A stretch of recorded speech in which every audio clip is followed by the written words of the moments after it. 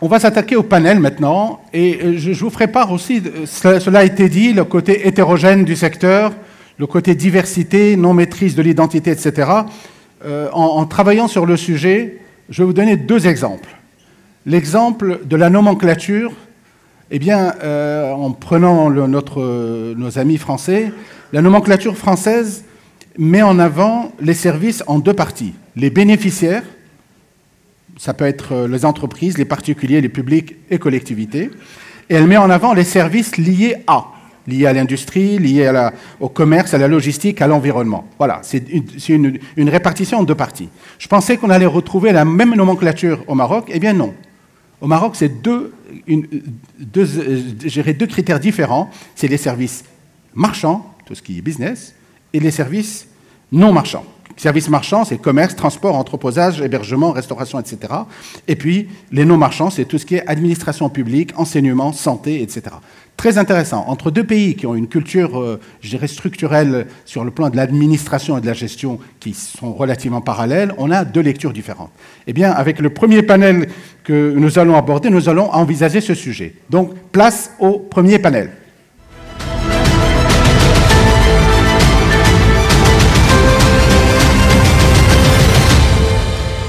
Bien, le premier panel va être principalement dédié au bilan, je dirais à l'identification de ce secteur, mais aussi à ses perspectives. Et pour cela, je demande aux personnes suivantes de me rejoindre. C'est Abdeltif Mahjouz, président du conseil régional de la région de Casablanca-Stade, avec qui nous allons envisager la partie régionale qui est extrêmement importante dans notre pays. C'est Mahjouz, je vous en prie. Madame Wafa Asri, qui, elle, est secrétaire générale du ministère de l'Inclusion économique, de la petite entreprise, de l'emploi et des compétences, qui vient de signer un accord de mémorandum. Madame Asri, je vous en prie, installez-vous. C'est Mehdi Tazi, vice-président général de la CGEM. C'est Mehdi.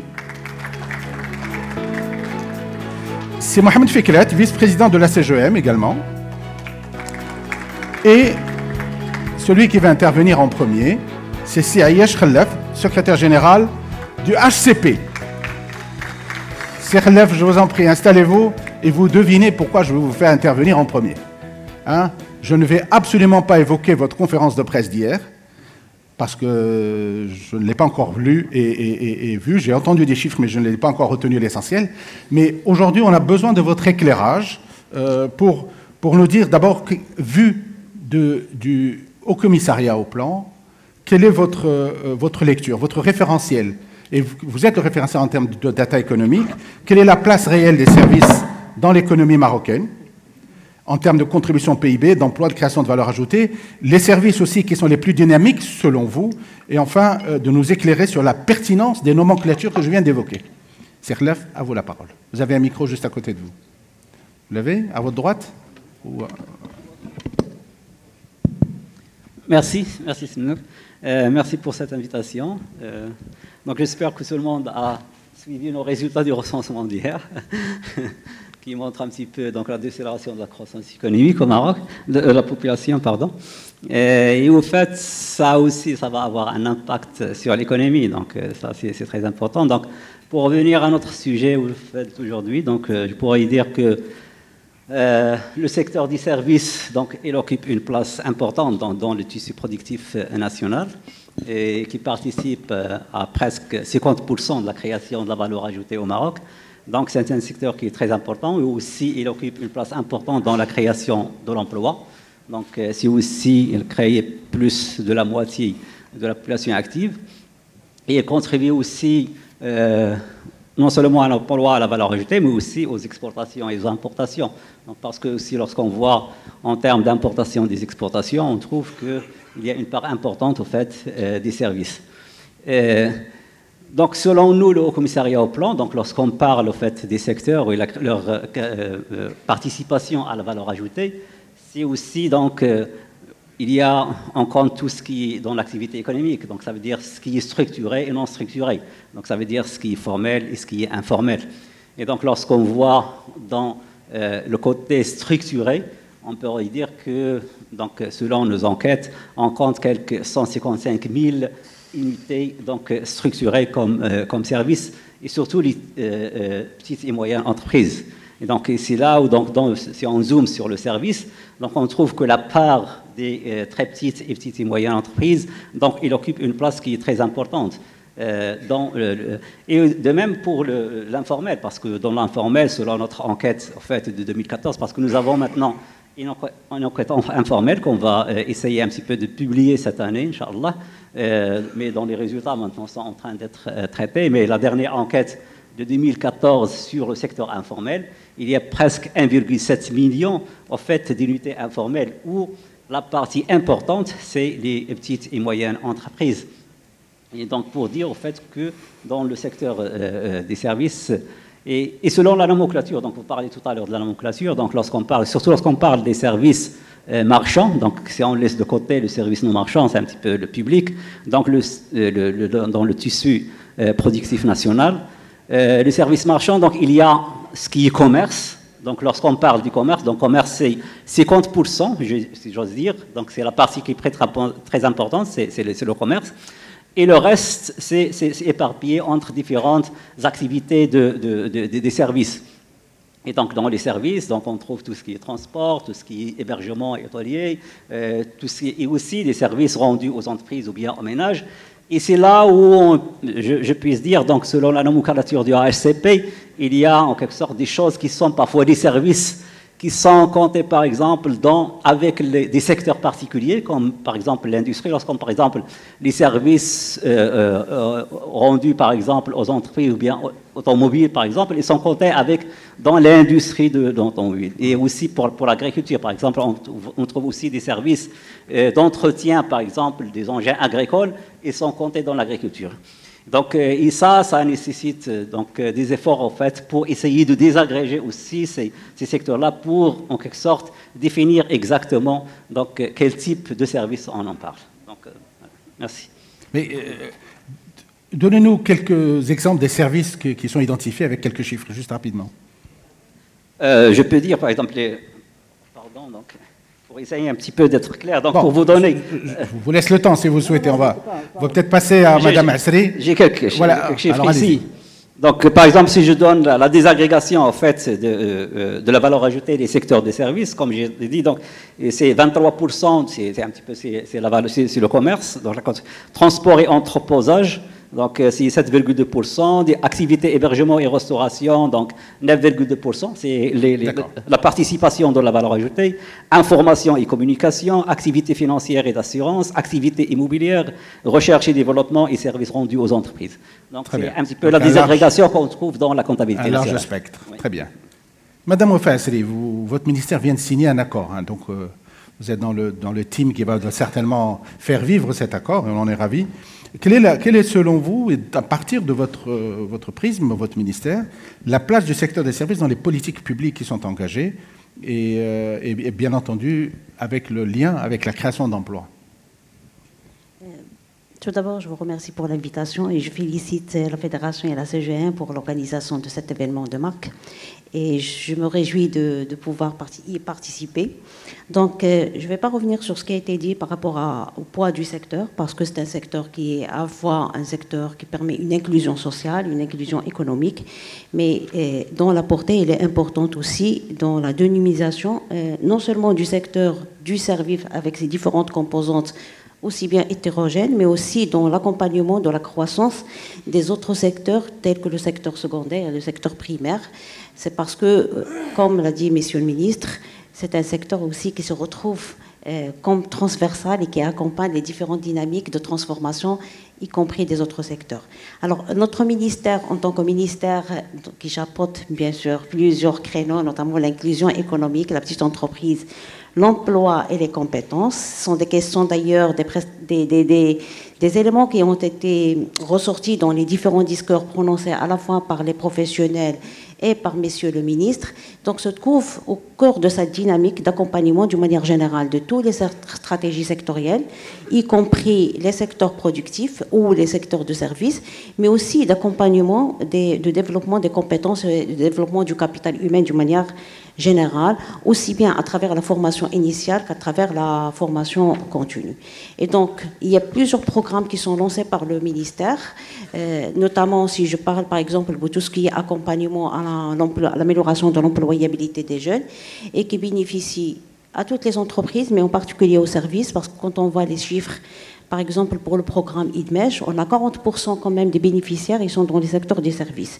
Si je trouve la même chose pour le programme TAHID, la même chose pour le programme TAHFIZ, et on voit d'une manière générale, c'est les secteurs, tous les composants du secteur des services qui drainent le plus d'intérêt, à la fois en termes d'accompagnement pour les jeunes qui veulent accéder et monter en compétences dans ces services, que par rapport à tout ce qui est dynamique d'accompagnement des entreprises, soit pour monter en compétences, soit en termes de recrutement pour celles qui viennent de s'installer et dont l'accompagnement du ministère peut aller jusqu'à 2 ans après l'installation et après le commencement de l'exploitation des entreprises. Ça, sur le volet accompagnement et employabilité des jeunes. Il y a un autre volet qui est tout ce qui est accompagnement de l'entrepreneuriat des TPE-PME, sachant que le tissu aujourd'hui économique et d'une manière générale, principalement TPME, et les messieurs le ministre, ils ont annoncé le chiffre comme quoi on a plus de 80% des entreprises du service, ils sont dans ce segment, et donc il y a uniquement 2% qui sont vraiment de grandes entreprises, sachant que si je regarde aussi les chiffres, on regarde les chiffres de la CNSS, nous avons 60% des emplois qui sont formels, ils sont dans le service.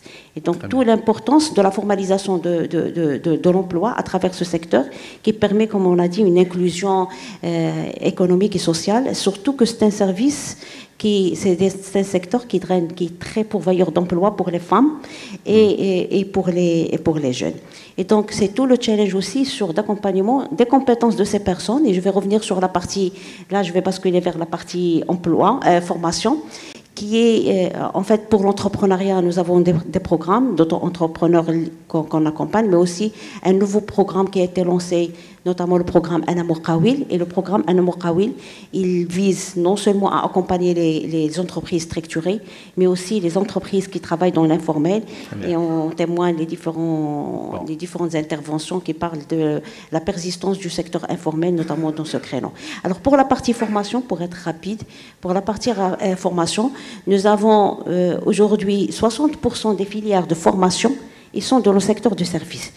Quand je parle du secteur du service, avec ses différents segments, transport, service à la personne, offshoring, hôtellerie-tourisme et gardiennage. Donc il y a une panoplie de sous-secteurs. Nous avons 60%, la moitié plutôt des filières, ils sont dans ce secteur et ils drainent 60% des effectifs en termes de formation initiale. Et quand je parle de formation initiale, c'est à la fois la formation à l'intérieur des entreprises, des établissements, mais la formation par apprentissage dont M. le ministre a parlé tout à l'heure, qui se passe à 80% au sein des entreprises. Et je pense qu'on va revenir sur la question de la convention, parce que c'est un segment qui est très présent dans cette convention et qu'on voudrait développer davantage, parce que la feuille de route, il prévoit 100 000 de jeunes formés par apprentissage.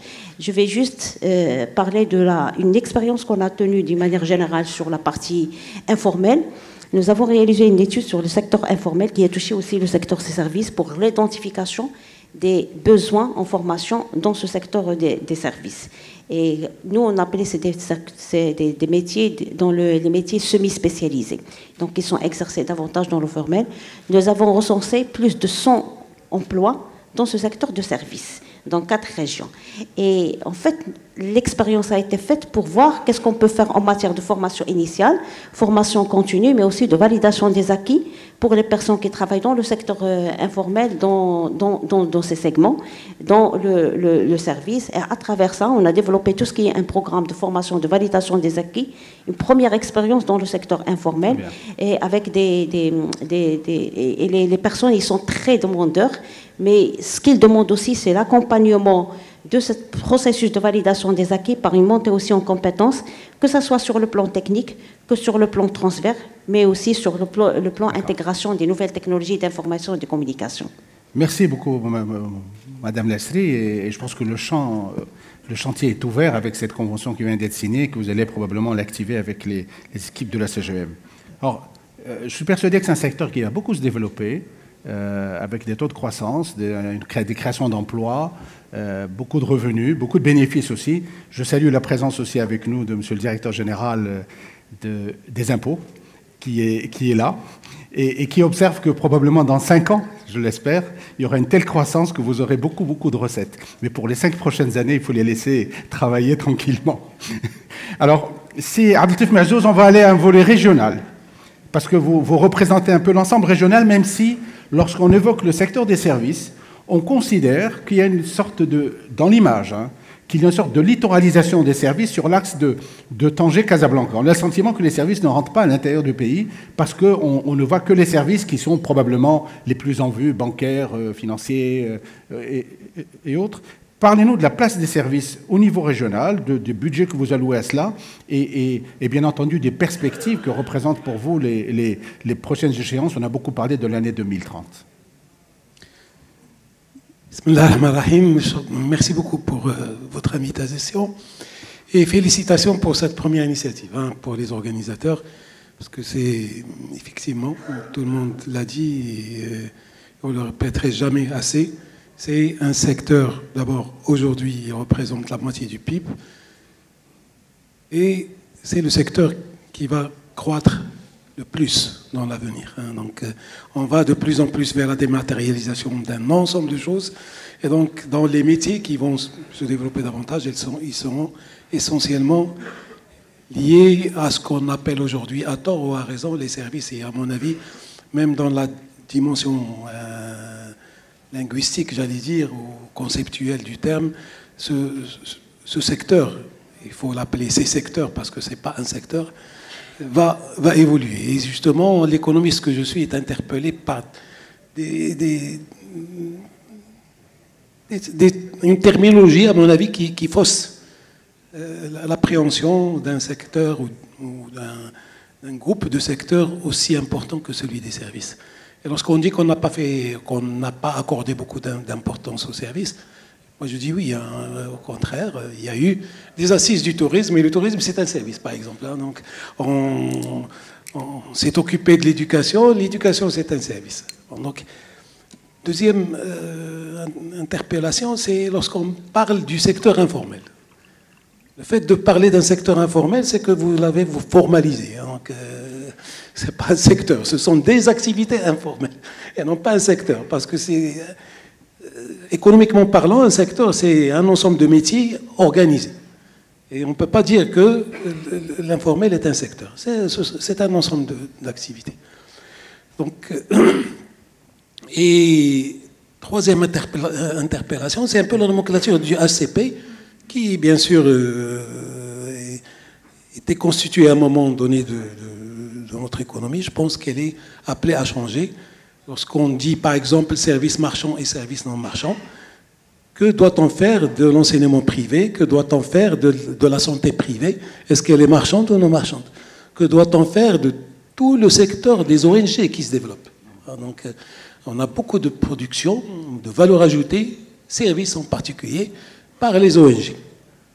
Donc, ça veut dire qu'il y a une autre façon d'appréhender ce secteur. Maintenant, je reviens à la région, et la région, quand je dis la région Casablanca, mais la région en général, le hasard très heureux a fait que nous sommes aujourd'hui à la première édition des Assises des services, et vendredi, nous serons à la deuxième édition des Assises de la régionalisation. Et où il y a un thème important qui sera évoqué, c'est l'attractivité des territoires et donc leur compétitivité. Et donc, ça me ramène à votre question. Si je pars du principe que nous sommes à peu près le tiers du PIB au niveau de la région, et que nous sommes à peu près 50% de la production industrielle et des exports, nous sommes 48% des services. Donc on est un peu moins que l'industrie, c'est normal parce qu'on est plus industrialisé que les autres territoires. Ça veut dire que le service est très important et que tous les services modernes, traditionnels, les services d'artisanat, les services liés à l'industrie, les services liés aux personnes, les services... Donc, sont tous présents dans notre région. Qu'est-ce qu'on a fait? Qu'est-ce qu'on est en train de faire par rapport à ces services? Si je pars de la nomenclature française, donc, parce qu'elle s'adapte un peu plus à l'analyse, c'est qu'on a des services liés aux personnes, des services liés aux entreprises, donc et ça permettra une appréhension, une lecture plus facile. Donc la région est partie, je parle du Conseil régional Casablanca-Stade, c'est parti avec un programme de développement régional qui cherche, comme l'a dit Mzo tout à l'heure, à pousser, à créer, à aider à la création d'emplois. Donc la création d'emplois passe par l'entreprise. Et donc automatiquement, on va aider tout ce qui favorise la création d'entreprises, là où elle se trouve, et tout ce qui appuie cela. Alors, relation avec les services, vous avez tous parlé de la logistique, par exemple, liée à l'industrie. Nous investissons avec d'autres partenaires dans des zones logistiques importantes, donc une au sud de Casablanca, sur la province de Nouassal, et une autre au nord de Casablanca, sur Zneta, avec l'une comme l'autre 70 hectares donc dédiés à cette activité, des zones logistiques dans les bonnes règles de l'art, très modernes, qui se mettent en place. Donc, je prends cet exemple-là.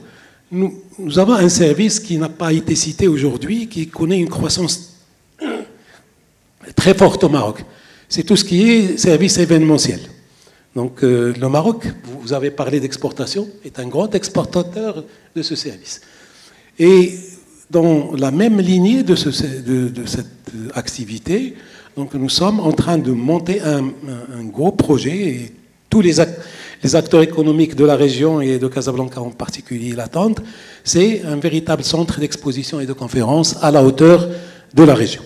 Donc dans le cadre d'un partenariat public-privé avec au moins 50 hectares et un palais des congrès avec une main salle minimum de 5000 places. Donc nous sommes sur ce projet, on a identifié le foncier, on est en train de le travailler dessus avec des partenaires.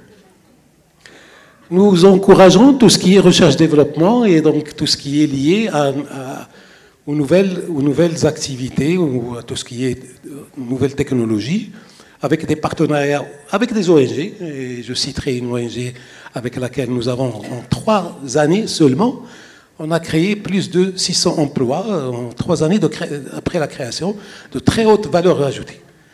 Donc, et je vois qu'il y a le chrono qui passe. J'aimerais insister sur quelque chose de très important, notre orientation dès le départ. On est parti du fait que nous sommes dans une région qui doit faire face à un défi environnemental majeur, et on a orienté tous nos efforts vers les activités non polluantes. Et quoi de moins polluant, pas du tout polluant que les services. Et des activités à forte valeur ajoutée parce que le coût de la vie à Casablanca est cher. Donc si on veut vraiment être compétitif, il faut créer de la valeur ajoutée. Et donc tout ce qui est recherche, tout ce qui est créateur de valeur est encouragé. Nous lançons avec la CDG un fonds d'investissement régional de 240 millions de dirhams dédié justement à des PME créateurs de valeur, notamment dans les services technologiques. Dernier point, c'est qu'il y a un service qui n'a pas été cité aujourd'hui, peut-être pas suffisamment, c'est celui de la mobilité, ou ce qu'on appelle le transport. Donc d'abord parce qu'il est fortement créateur d'emplois, et ensuite il est fortement facilitateur d'emplois. Donc les chefs d'entreprise que vous êtes, vous savez qu'est-ce que ça coûte de transporter les salariés de chez eux jusqu'au lieu de travail. Nous, je vous dis qu'on sait, et certainement vous le savez aussi, que beaucoup de femmes ne vont pas au travail parce qu'il y a un problème de mobilité. Donc nous lançons un programme, il est déjà parti, hein, donc, et vous aurez des annonces vendredi prochain, au niveau des assises de la régionalisation, un programme qui permet justement d'avoir un transport durable, donc pas polluant, toujours avec cet impact environnemental, accessible en termes de coût et en termes de timing, parce que beaucoup de gens renoncent au transport public pour des questions de fréquence. Avec, pour reprendre l'épine dorsale, comme épine dorsale, le ferroviaire. 3 composantes dans le ferroviaire, et il y a celui qui est déjà existant à Casablanca, c'est le tram, le RER, donc avec un RER qui va relier le nord et le sud de la région, en passant de Casablanca, en passant par le centre de Casablanca. Une troisième composante que sont les trains régionaux. Bien. Donc ils vont relier les parties de la région, ça va partir de Mslimane jusqu'à Stade ou Jdida. L'essentiel, c'est qu'un voyageur, même à l'intérieur de Casablanca, quand il veut prendre le train ou il veut prendre un transport public, il ne faut pas qu'il attende plus de 10 minutes et moins de 6 minutes pour les bus.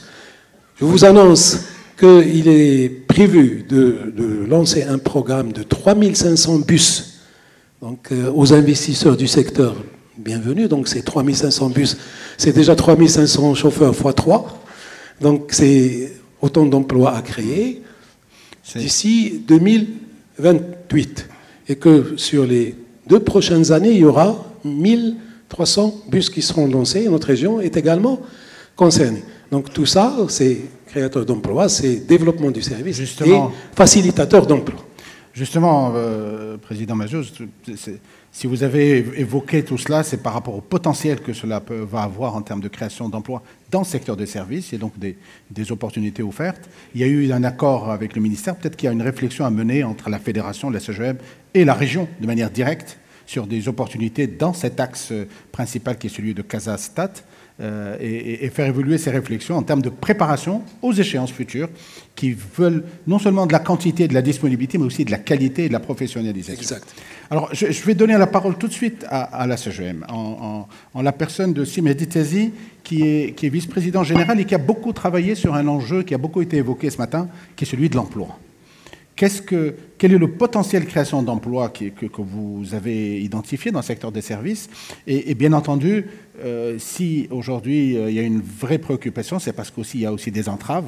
Comment est-ce qu'on peut les analyser et les corriger? Merci beaucoup. Ravi d'intervenir dans ce panel. D'abord, je suis très aligné avec les différentes positions qui ont été citées, notamment ce que disait le ministre Riyad Mzour sur le fait que tout est très, très imbriqué. Et il y a beaucoup de chiffres qui ont été cités, donc je vais essayer de prendre un angle un peu différent. Si on prend simplement la proportion des services aujourd'hui, qui est 48%, disons, ça a été dit, et si on monte, si on va vers ce sur quoi ça doit évoluer, parce qu'il suffit de voir ce qu'on fait des pays qui sont un peu plus en avance que nous, c'est très clair qu'on va vers les 60, 70, 80% dans le futur. Mais disons que sur les 5 ans, on passe de 48 à 10 points de plus, ça fait à peu près 1 million de créations d'emplois. Donc on sait qu'on va aller vers ça parce que les pays avant nous ont été vers ces évolutions de modèles. La question c'est comment est-ce qu'on peut faire pour accélérer ça et pourquoi est-ce qu'on n'y est pas encore. Et à la fin c'est une question assez simple d'économiste, c'est une question d'offre et de demande. Soit on doit créer l'offre parce qu'elle n'existe pas, soit on doit pousser la demande parce qu'elle n'est pas suffisamment poussée. Et en essayant d'être très pragmatique, on peut même prendre des secteurs sur lesquels ça s'est déjà passé et voir et analyser. Si on prend l'exemple que citait Abdeltef il y a 5 minutes, celui de l'événementiel, ça n'existe pas parce qu'il n'y a pas d'offre. C'est aussi simple que ça. S'il y avait une offre, donc s'il y avait un vrai centre de conférence, les gens viendraient créer des conférences ici. Donc c'est très très simple. Si on prend le secteur de la santé par exemple, là c'est un bel exemple à mon avis de secteur où on a créé et une offre et une demande. On a créé l'offre parce que sous l'impulsion de Sa Majesté le Roi, on a lancé l'État social et l'AMO. Et à côté de ça, une offre s'est créée avec des entreprises comme Agdital, comme ODM, comme d'autres qui sont venus étoffer l'offre de santé. C'est à mon avis un bel exemple de secteur du service qu'on a réussi à développer en poussant à la fois l'offre et la demande. Si on prend l'exemple du tourisme, la demande cette fois-ci est une demande qui doit être extérieure. On a une certaine offre qui est existante. La demande a été limitée pendant longtemps par la capacité aérienne. En poussant la capacité aérienne, vous poussez la demande et vous créez un secteur qui existe. Donc je crois qu'il faut être très très pragmatique, prendre secteur par secteur sur la question du service et regarder où ça bloque. Est-ce que c'est sur l'offre ou est-ce que c'est sur la demande que ça bloque et débloquer ça. Et donc à la fin, c'est une question de libération des énergies. Oui. Et pour libérer les énergies, ce qu'on a préconisé très très tôt à la CGM, c'est de transformer 80% des autorisations en cahier des charges. Il y a plein d'autorisations qui sont demandées, par exemple, pour créer l'offre. Il y a beaucoup d'autorisations qui sont demandées où il n'y a aucune raison que l'on demande ou qu'on impose une autorisation. Il suffit de définir de manière claire un cahier des charges. Quelles sont les contraintes imposées par l'État et faire un contrôle a posteriori. Et là, ça nous permettrait de développer et d'étoffer une offre des services et à côté de ça, travailler sur la demande. Donc je pense que je pense qu'il faut être très très pragmatique, savoir que c'est interlié avec le reste et savoir que c'est là qu'on va créer de l'emploi parce que c'est la conséquence naturelle de la modernisation d'une économie. Très bien. Merci Semedi. Alors on va passer à une lecture des services sous l'angle du nouveau modèle de développement. Vous avez fait partie de l'équipe qui a travaillé sur le sujet. Est-ce que vous pourriez nous donner le potentiel qui a été clairement identifié lors de la présentation du rapport sur le nouveau modèle de développement? C'est Mohamed Fikret.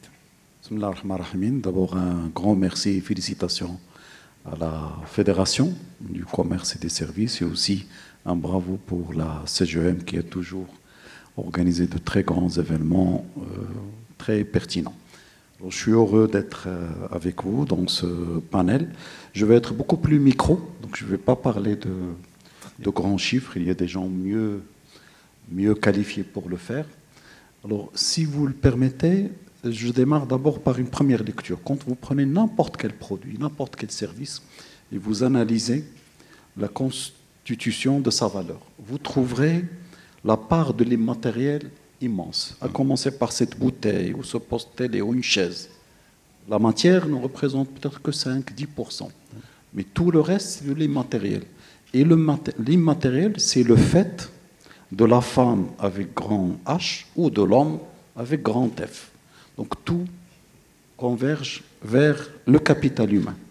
Et de ce point de vue, dans le nouveau modèle de développement, les grandes recommandations que j'ai eu l'honneur et le plaisir de vivre avec les 35 membres, avec Shakib Ben Moussa, Allah yadhkuru bikhair, ont été structurées de cette manière. Il y a d'abord le bloc diversifier l'économie. Et diversifier l'économie, ça va dans le sens de créer plus de demandes, plus d'opportunités pour l'emploi et l'emploi de l'homme, avec grand M. Et le deuxième bloc, c'est le capital humain. Pour pouvoir saisir cela et répondre à cette demande, nous avons besoin d'un citoyen, d'une citoyenne qui est en bonne santé, mais qui est aussi compétente. Il faut la former, etc. Et puis vous avez les deux autres blocs qui sont importants. C'est le bloc lié au territoire, parce que toute économie doit être ancrée au niveau territorial. Et je salue le président Mazouz pour ce qu'il fait aussi, ses autres confrères dans les 11 autres régions.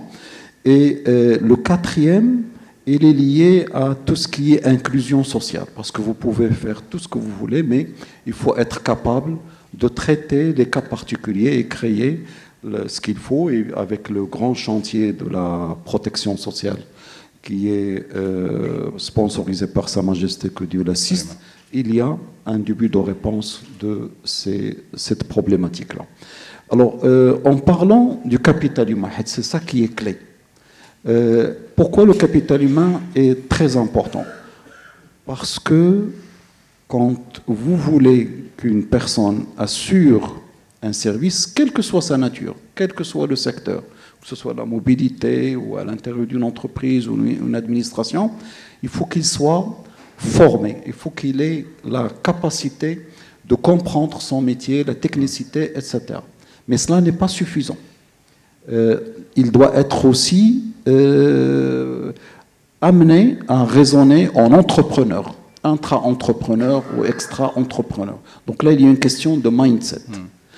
Donc là, c'est un point qui est très très important et qui relève de la culture et qui demande beaucoup d'efforts de la part de la société elle-même.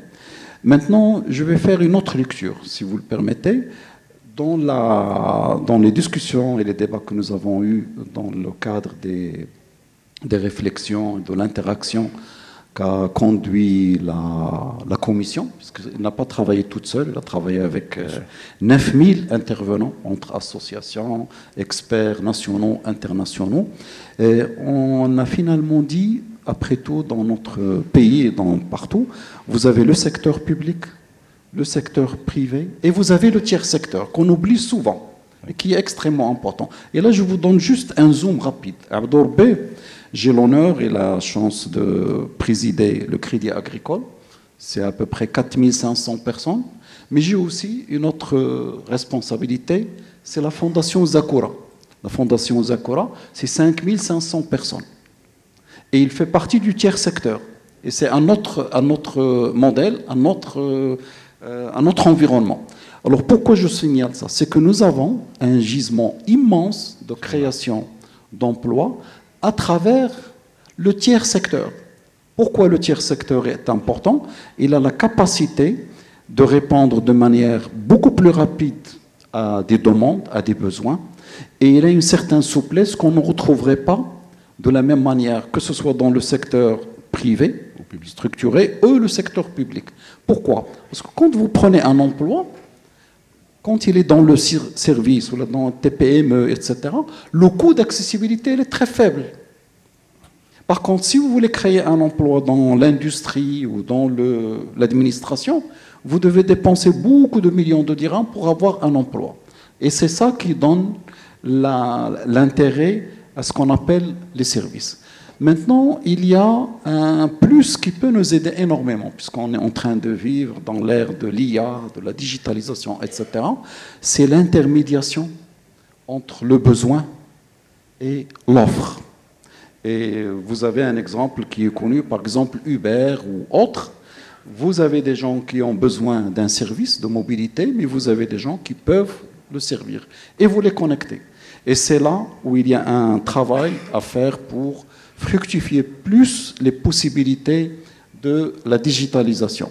Et je pense que nous avons la capacité de créer beaucoup plus rapidement beaucoup d'emplois dans les services à travers les auto-entrepreneurs, les start-up, tout ce qui est TPME, tout ce qui est service.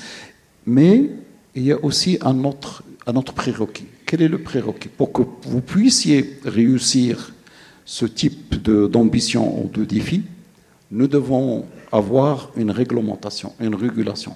Et c'est là où il y a le rôle de l'État, le rôle aussi des associations professionnelles pour fixer les règles et rendre la vie facile à tout entrepreneur, quelle que soit sa taille.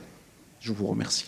Merci Sifeket en tout cas pour cette intervention. Je retiens cette dernière qui est liée à la réglementation nécessaire.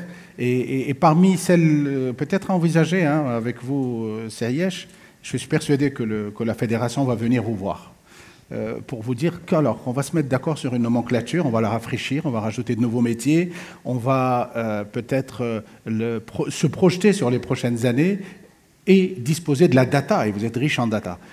D'abord, quand vous allez les recevoir, et deux, comment vous allez mettre à disposition, et qu'est-ce que vous êtes prêt à faire pour faire évoluer cette nomenclature. Merci Simlouk. Donc, d'ailleurs, nous sommes maintenant au commissariat au plan, donc dans une stratégie d'ouverture de données, donc un open data. D'ailleurs, hier, on a même posé tous les résultats du recensement général de la population sur notre site. Donc, vous pouvez accéder aux résultats, non seulement aux résultats de la population, mais aussi on a fait une cartographie géoréférenciée de toutes les unités productives, parce que nous avons aussi fait une cartographie, donc un recensement économique. Donc tout le monde il peut accéder à notre site pour bien zoomer sur et c'est géoréférencié avec la population et aussi les activités économiques. Donc pour la nomenclature, donc nous sommes prêts parce que pour nous, d'ailleurs nous avons en fait deux grands volets. Donc nous avons la comptabilité nationale qui est plus ou moins où il est réglementé par la NMA, la nomenclature marocaine des activités. c'est plus ou moins agrégé, mais tout ce qui est enquête, donc ici là où on peut, donc pour nous c'est important parce que nos enquêtes sur le terrain, ils sont vraiment micro et très détaillés. Et c'est pour ça, donc en faisant beaucoup d'enquêtes, surtout auprès des entreprises. Et nous avons donc toute l'information qui est disponible et qui donc ces questions de nomenclature. Donc ce qui a été évoqué, donc lorsqu'on parle par exemple des marchands et non marchands, on fait la distinction. Oui. Donc tout à l'heure, elle a parlé aussi de l'enseignement privé, ce sont des services privés. On distingue entre le privé et le public. Donc pour nous, et d'ailleurs c'est pourquoi nous faisons aussi une enquête, ce qu'on appelle enquête ISBL, c'est auprès des institutions sans but lucratif, pour essayer de voir aussi tout ce qui se non marchand et quelles sont les institutions qui opèrent dans ce secteur-là.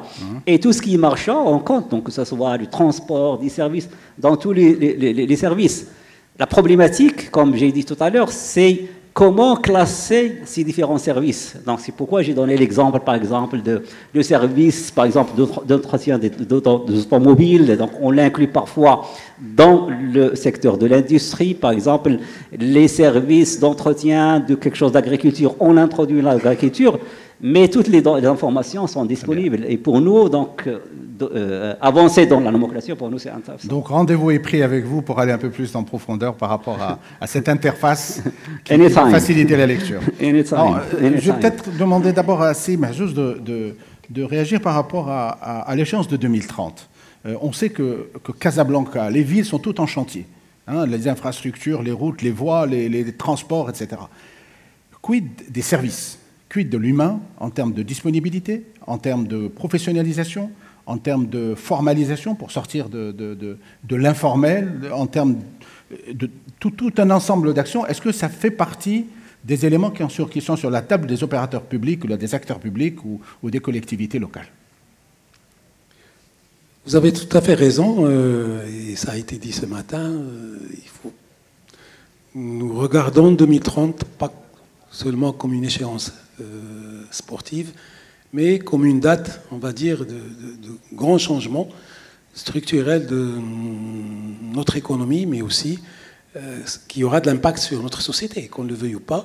Donc, de par la nature des activités qui vont se développer, qui vont voir le jour, il se trouve que ça coïncide avec cette révolution un peu des nouvelles technologies, de l'intelligence artificielle. Donc, tout ça doit être pris en charge en préparant cette échéance. Et 2030, c'est l'année fatidique. Mais n'oublions pas que ça démarre en 2025. Ça veut dire que ça démarre demain. Il y a la Coupe du Monde, il y a la Coupe d'Afrique, pardon, des Nations, la Coupe d'Afrique des Nations des femmes, il y a la Coupe du Monde des jeunes, il y a la Coupe du Monde des clubs, etc. Donc, en ne parlant que de football. J'espère qu'il y aura d'autres activités. Je sais qu'il y a la Coupe du Monde du handball qui se prépare également. Donc, ces événements doivent être d'un grand impact sur la manière de travailler, et de travailler l'événement et de travailler le tourisme en général. Donc, ça va du chauffeur de taxi à l'infirmière, à la personne, je dirais même... Au jardinier. Voilà, au jardinier, au gardien de voiture, etc., etc. À valoriser.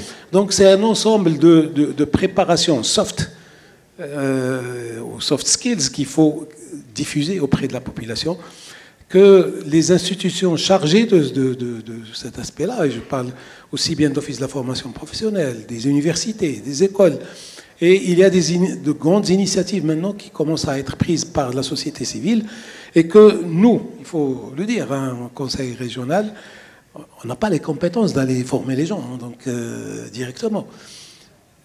Mais nous sommes des sponsors, on va dire, dans le sens large du terme, comme j'utilise la terminologie utilisée par Sificret, cette notion nous appuyons toute initiative qui va dans ce sens. On a des budgets dédiés à la formation, on a un gros budget dédié à la culture, et on n'a pas parlé des services culturels. Et dans ce budget, on a mis le tiers dédié justement à la formation des métiers de la culture. Donc, la Coupe du Monde est une fête. Si cette fête n'est pas accompagnée par du spectacle, par de l'animation, un peu partout là où se trouve le spectateur, Le Maroc a fait la fête à Qatar. Comment voulez-vous que le Maroc ne fasse pas la fête à Casablanca, ou à Rabat, ou à Tanger, et dans les villes autour?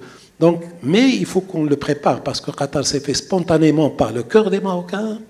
Et on était accueillis, là nous allons accueillir. Et on a le devoir de le préparer.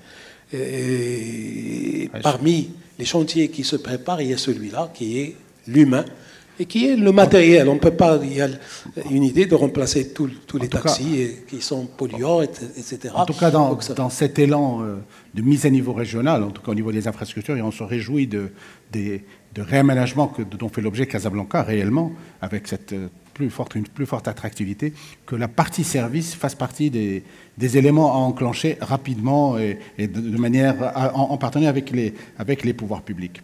Alors, peut-être cette réflexion qui a été lancée ce matin, ou en tout cas cette initiative qui est celle de Maroc Service, nous ramène à l'expérience de Maroc Industrie. On la verra tout à l'heure avec Sibacheri, mais peut-être c'est Mehdi, puisque vous accompagnez ce processus.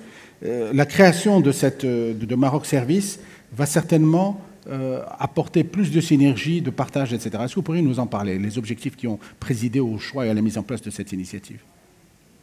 Non, je crois que l'importance n'est pas à démontrer de structurer Maroc Service, c'est-à-dire de structurer l'industrie du service comme les fédérations industrielles sont elles-mêmes structurées sous la présidence au sein de la CGM de Sibacheri, que je salue, que j'ai vu là-bas. Qui est là.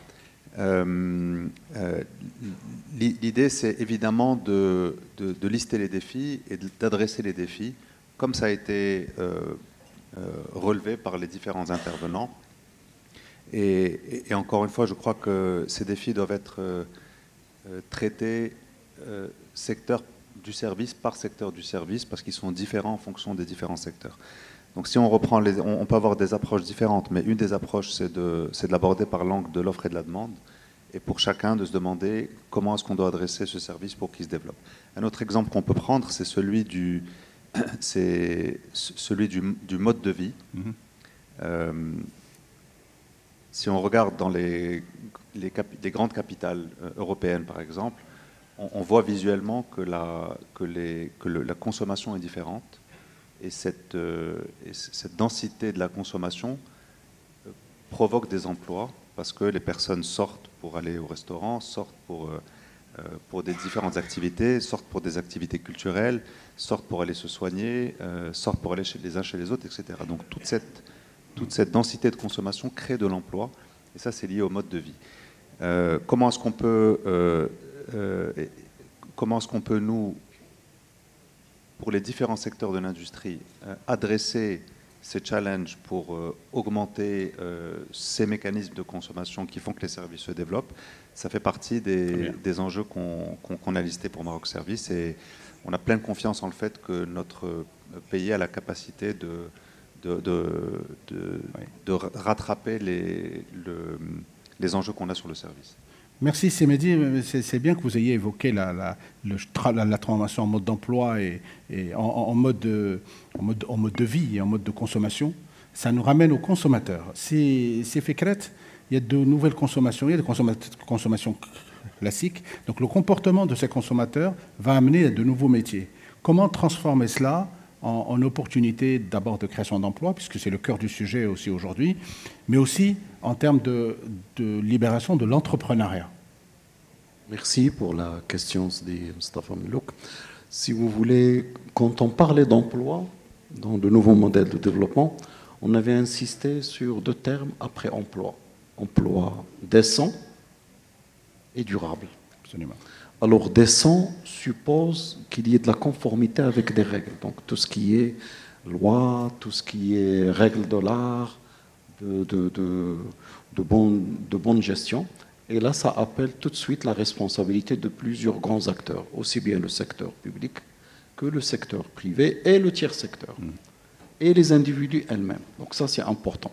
La durabilité invite un autre concept qui est extrêmement important que nous devons avoir en tête, c'est la compétitivité. Et la compétitivité, il est basé sur deux piliers. Le premier pilier, il faut qu'il y ait de la qualité. quand on parle du tourisme, de tout ce que vous voulez, quand je sers dans un restaurant un client, il faut que je le serve de manière excellente. Et ça suppose une formation, un mindset de qualité.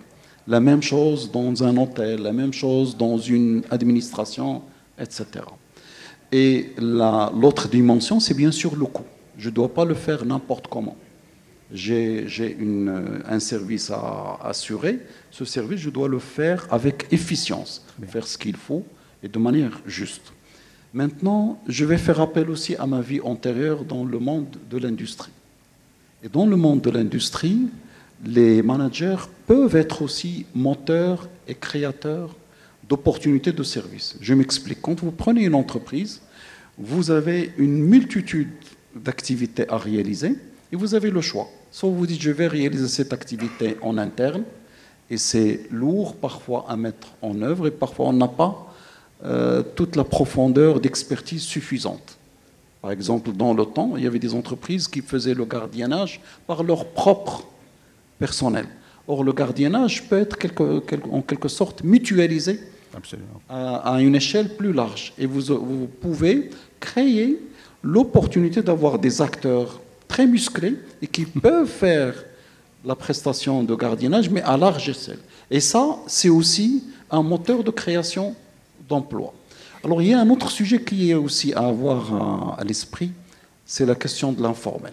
J'allais vous relancer là-dessus. Alors, je vous écoute. Avant je sais que vous avez travaillé assez fécrète sur le dossier de l'informel en long et en large au sein de la CGM. Non, il y a toujours un pilote, comme la CGM a un pilote. Vous êtes aussi le pilote de l'informel.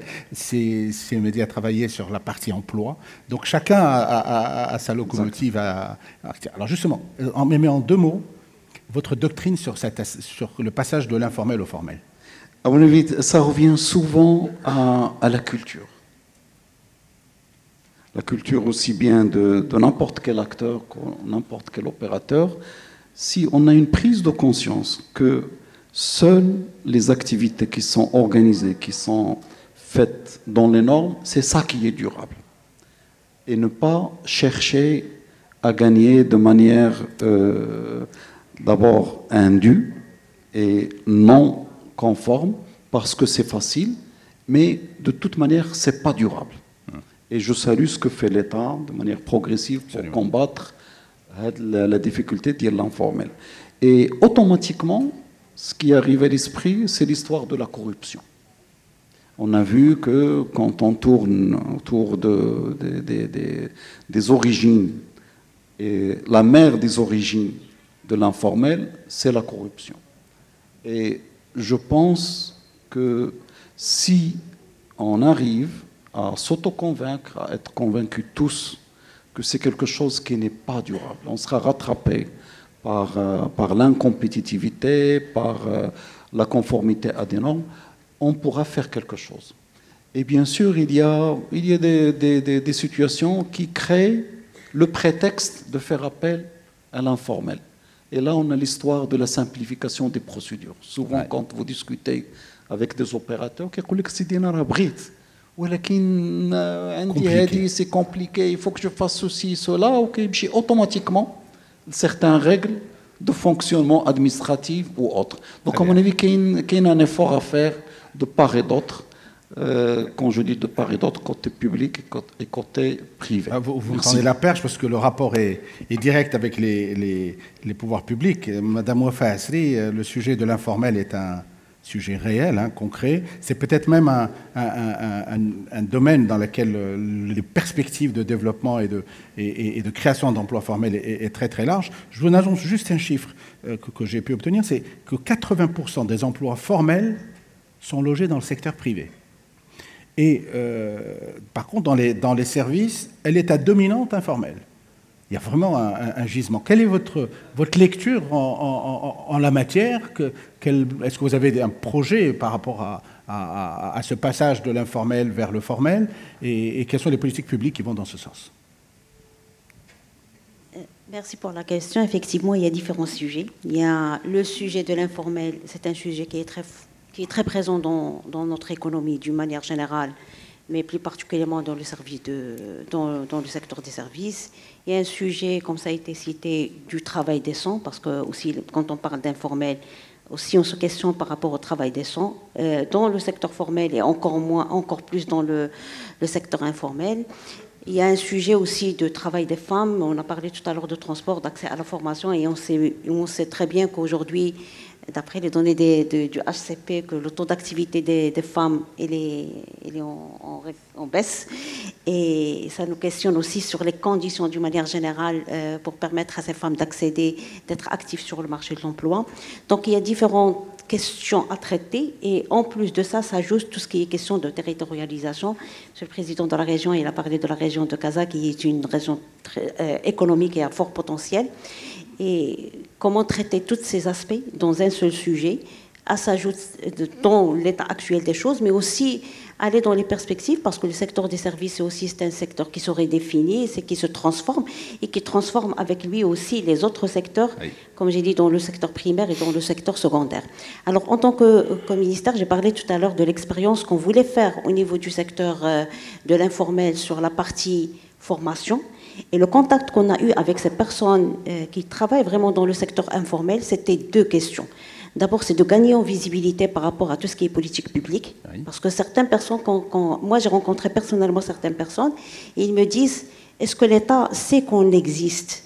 Et donc, il y a aussi une question d'identité par rapport à une existence et par rapport au rôle qu'on peut jouer d'une manière générale dans l'économie. Et donc, ils ont besoin d'accompagnement, ils ont besoin